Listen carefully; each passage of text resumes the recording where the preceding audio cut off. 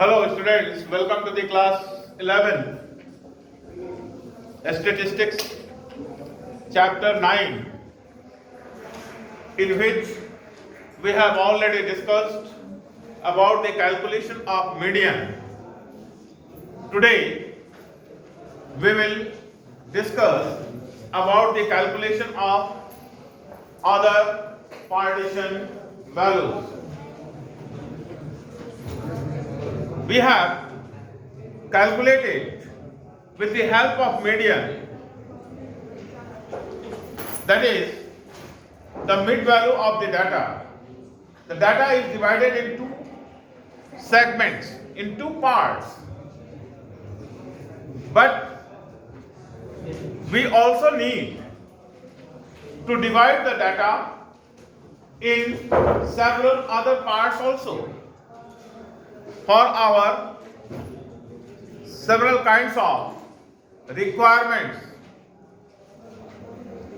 So we can calculate the different parts values, and amongst them the first one is quartile values.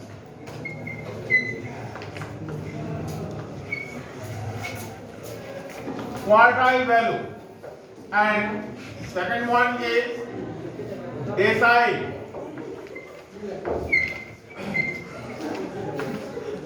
and third one is percentile.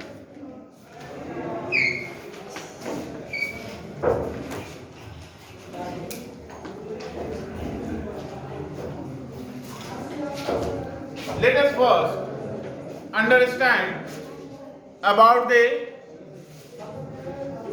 these three values, three partition values. What are these values? As we have seen that in calculation of median, we divide the data by 2. But while we are going to calculate quartile value, we have to divide the data in 4 parts. In 4 parts. That is, if you are going to divide this line in 4 equal parts, then you have to calculate 3 quartiles. This one is Q1, this one is Q2, and this one is Q3. That is, we have to calculate 3 quartiles, Q1, Q2, Q3. The value of Q2 must be equal to median, because Q2 is the mid value of the data. So if we want to calculate quartile, then we have to calculate 3 quartiles, Q1, Q2 and Q3. Likewise, while we are going to calculate decile value, then we have to divide the object in 10 equal parts. So we have to calculate D1, D2, D3 up to D9. 9 lines will be required to part the single object. 1, 2, 3, 4, 5, 6, 7, 8, 9. In this way, it is 10 equal parts. 1, 2, 3, 4, 5, 6, 7, 8, 9, 10. So you have to calculate D1, D2, D3, D4, D5, D6, D7, D8 and D9. Now, come to the percentile value, that is in 100 equal parts. While you are going to divide a particular object, particular data in 100 equal parts, then you have to calculate 99 percentile. 99 percentile, starting from P1, P2, P3 up to P99.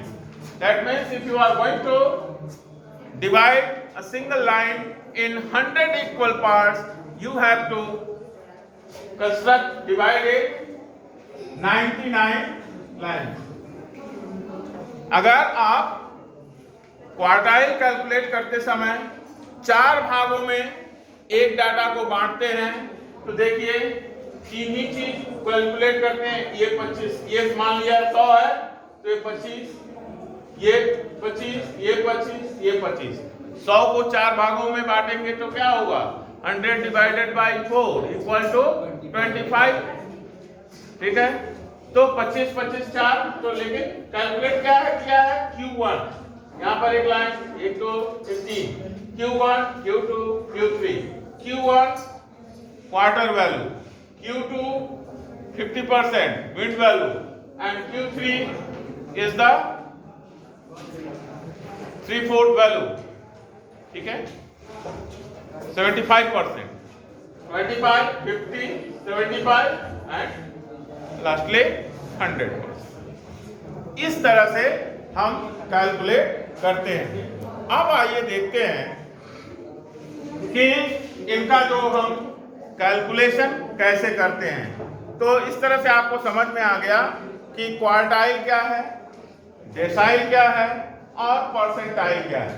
Quartile माने data को 4 value निकालना, 4 भागों में equal parts में divide करना है, और इसके लिए हम 3 वैल्यू कैलकुलेट करते हैं, Q1 Q2 Q3।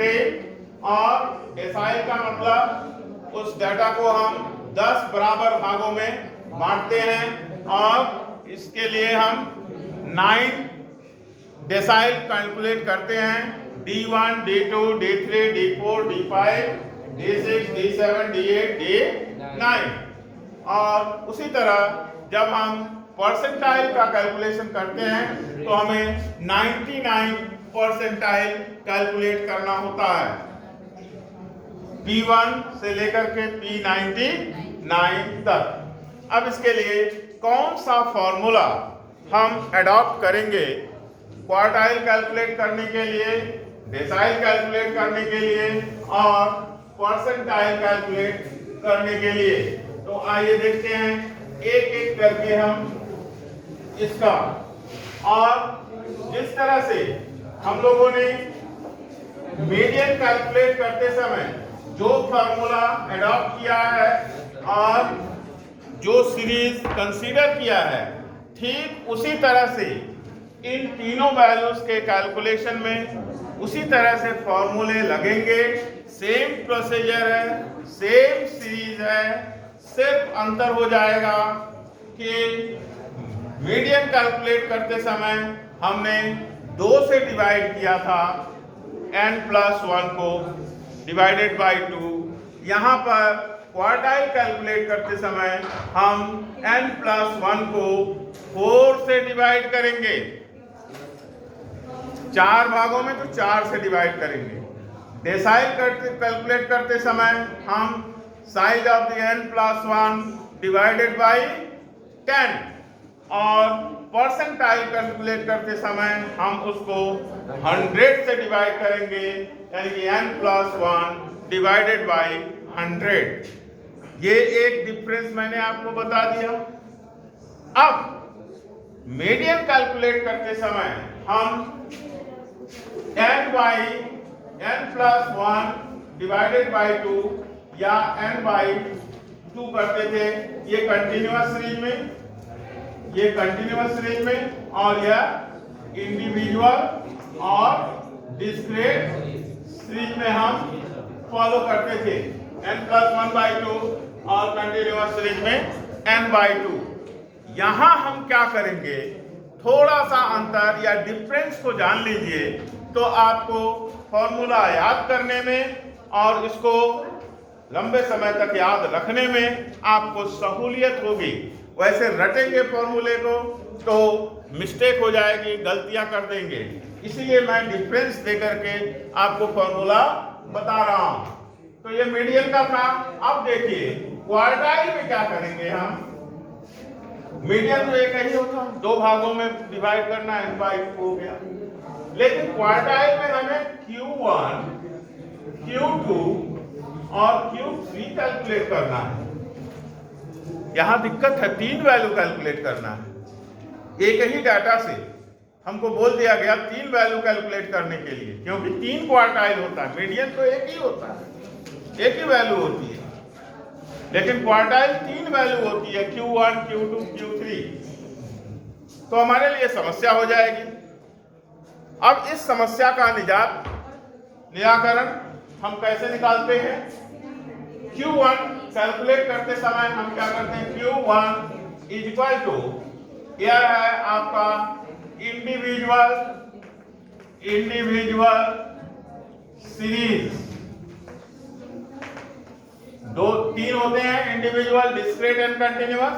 तो पहले हम इंडिविजुअल का बता रहे हैं, ठीक है। इंडिविजुअल सीरीज में Q1 इज इक्वल टू क्या होगा, n plus size of the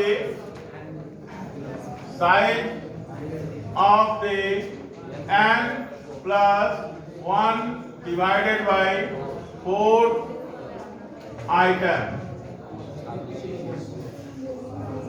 क्या हो गया हमारा Q1। Q2 के समय में हम क्या करेंगे, size of the 2 into n plus 1 divided by 4 items।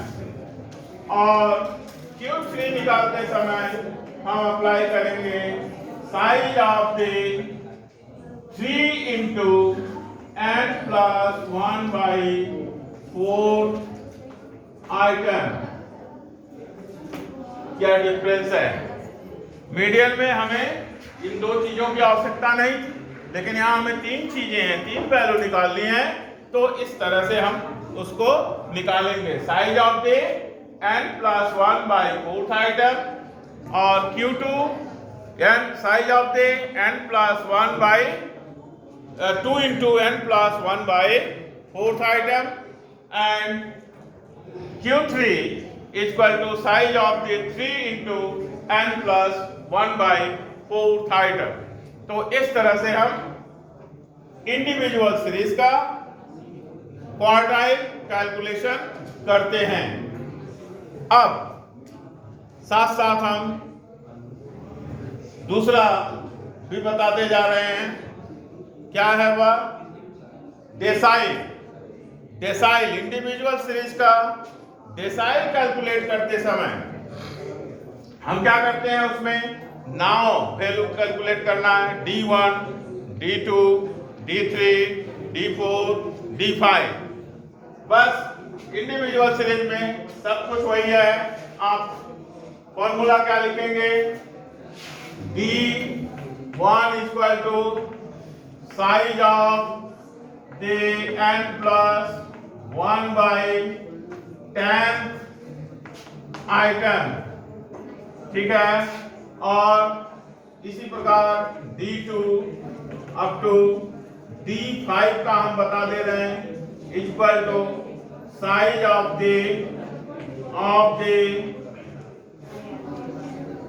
5 into n plus 1 by 10 item, ठीक है। D6 हो गया तो यहाँ 6 से मल्टीप्लाई, 7 हो गया 7 से मल्टीप्लाई, 8 हो गया 8 से मल्टीप्लाई, D9 हो गया तो यहाँ 9 से multiply, n plus 1 by 10th में उतने का जो निकालना है वह उसका मल्टीप्लाई हम कर देते हैं। यह हो गया डेसाइल के लिए। ठीक इसी तरह परसेंटाइल कैलकुलेशन करते समय हम इंडिविजुअल सीरीज में वही कर देते हैं। P1 से लेकर के size of the n+1/100th item, ठीक है। परसेंटाइल में P1 equal to size of the n+1/100 item कर देते हैं अप टू P99 कैलकुलेट करते समय size of the 99 into n+1 divided by 100 item. इस तरह से हम इंडिविजुअल सीरीज में quartile, decile and percentile calculate करते हैं। अब एक चीज ध्यान में देने की बात है, जैसा कि हमने आपको बताया था कि मीडियन कैलकुलेट करते समय हम डाटा को असेंडिंग या डिसेंडिंग ऑर्डर में अरेंज करना जरूरी है। यहाँ में वही प्रोसीजर हमको फॉलो करना है, लेकिन एक चीज ध्यान रखेंगे, क्वार्टाइल, डेसाइल और परसेंटाइल कैलकुलेट करते समय हम डाटा को हमेशा असेंडिंग ऑर्डर में अरेंज करेंगे, डिसेंडिंग ऑर्डर में अरेंज नहीं करेंगे। मीडियन में मैंने बताया था आइदर असेंडिंग और डिसेंडिंग, ठीक है। लेकिन quartile, decile and percentile calculate करते समय जो डाटा का अरेंजमेंट हम करेंगे वह केवल असेंडिंग ऑर्डर में ही अरेंज करेंगे। उसके बाद हम यह फॉर्मूला लगाएंगे। क्लियर? अब now come to the calculation of quartile, decile and percentile in case of discrete series. Let us see how to calculate quartile, decile, percentile in case of discrete series.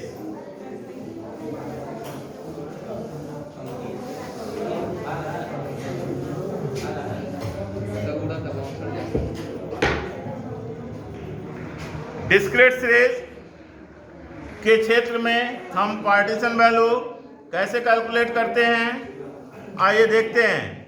Individual series में हमने देख लिया quartile calculation, decyl calculation and percentile calculation. अब आइए देखते हैं discrete series में। कहाँ गया डिस्क्रीट?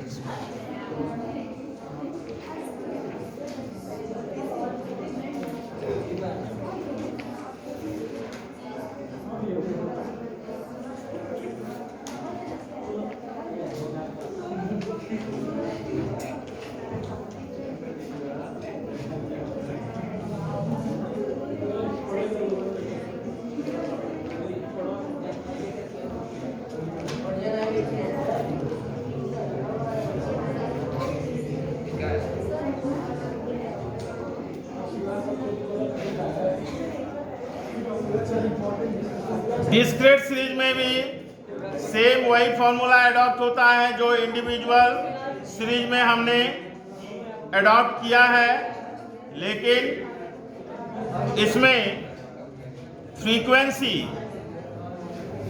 इंडिविजुअल सीरीज में हम x की वैल्यू को 1 2 3 4 5 गिन करके n निकालते हैं, लेकिन डिस्क्रीट सीरीज में चूंकि फ्रीक्वेंसी दी हुई रहती है x एंड r, तो x की वैल्यू को 1 2 3 हम नहीं गिनते हैं। Total of frequency 2 4 6 3, total of the frequency को n मानते हैं। Sigma f equal to n क्या होगा? 4 2 6 12 3 15। यही केवल डिफरेंस है, बाकी फॉर्मूला वही है। Side of the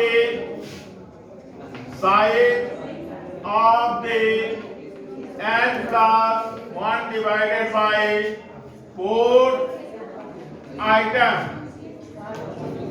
bus difference क्या है, इंडिविजुअल सीरीज में x का 1 2 3 4 हम गिन करके n निकालते हैं, डिस्क्रीट सीरीज में हम f का टोटल करके n की वैल्यू निकालते हैं। बस यही डिफरेंस है, बाकी फॉर्मूला सेम है। वही उसी तरह यह था आपका Q1 में, उसी तरह D1 कैलकुलेट करते समय भी वही चीज होगी, सिर्फ n प्लस 1 बाई 10 आइटम हो जाएगा। और P1 कैलकुलेट करते समय size of the n plus 1 by 100 item यह होगा। और जो 2 3 4 5 9 जो भी है वह मल्टीप्लाई होता जाएगा, जो हम कैलकुलेट करना चाह रहे हैं। ये हो गया आपका calculation of quartile, decyl, percentile in discrete series. अब अगर आप लोग इजाजत दें तो हम कंटिन्यूअस सीरीज भी बता दें, अन्यथा दूसरे दिन बताएंगे। ठीक है, थैंक यू। आज यहीं तक आप लोग इसको कैलकुलेट कीजिए। अगले दिन हम लोग पढ़ेंगे calculation of quartile, decyl, percentile in continuous series. Thank you.